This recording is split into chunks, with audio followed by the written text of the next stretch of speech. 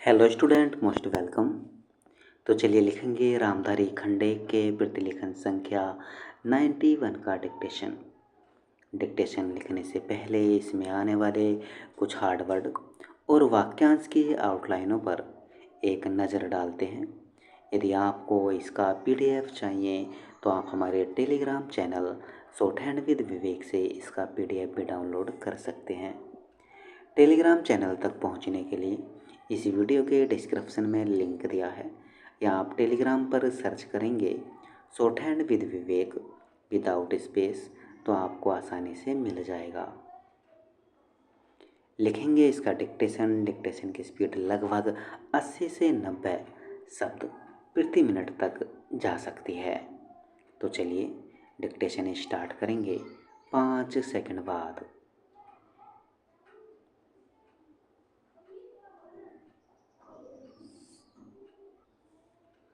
महोदय, हमारे यहाँ अशांति क्यों होती रहती है?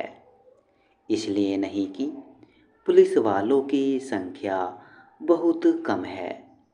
अशांति इसलिए होती रहती है कि समाज में ऊंच नीच है और लोग अनुभव करते हैं कि उन्हें न्याय नहीं मिल रहा है।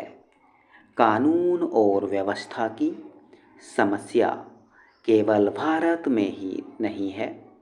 मैं आपसे अमेरिका की ओर देखने को कहूँगी।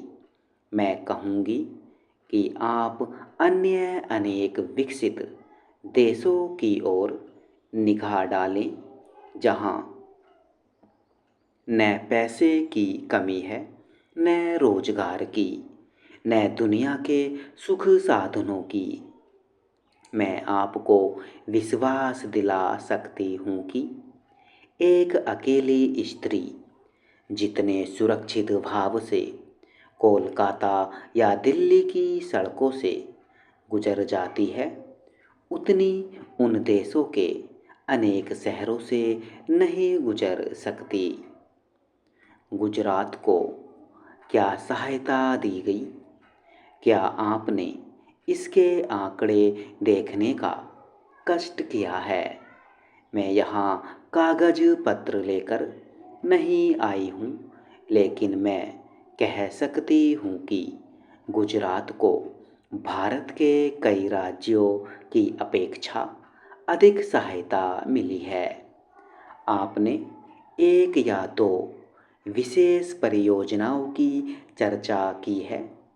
प्रत्येक परियोजना पर उसकी आवश्यकता के अनुसार विचार किया जाएगा और आवश्यकता का यह अभिप्राय नहीं है कि अमुक फर्म या व्यवसाय गृह को क्या मिलता है।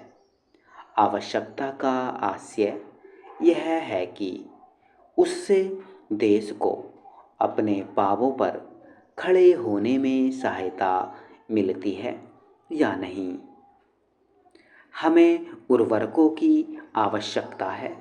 हम उन्हें प्राप्त करने के लिए सभी संभव उपाय कर रहे हैं, लेकिन हम विदेशी कंपनियों के हाथ बिककर उर्वरक नहीं पाना चाहते। और जब तक मैं सत्तारूढ़ हूँ, मैं ऐसा नहीं होने दूंगी, चाहे कैसा भी दबाव क्यों न पड़े। अगर आप चीखना चाहते हैं तो विश्वास रखिए, आप मुझसे ज़्यादा जोर से नहीं चीख सकते। इसका मुझे आपसे कहीं ज़्यादा अनुभव है। प्रत्येक मामले को तब तय किया जाएगा जब वह विचार के लिए उठाया जाएगा। जहाँ तक टाटा परियोजना का संबंध है, वह योजना अभी सरकार के सामने नहीं आई है। यदि वह आएगी तो उस पर वैसी अन्य योजनाओं की तरह समुचित विचार किया जाएगा।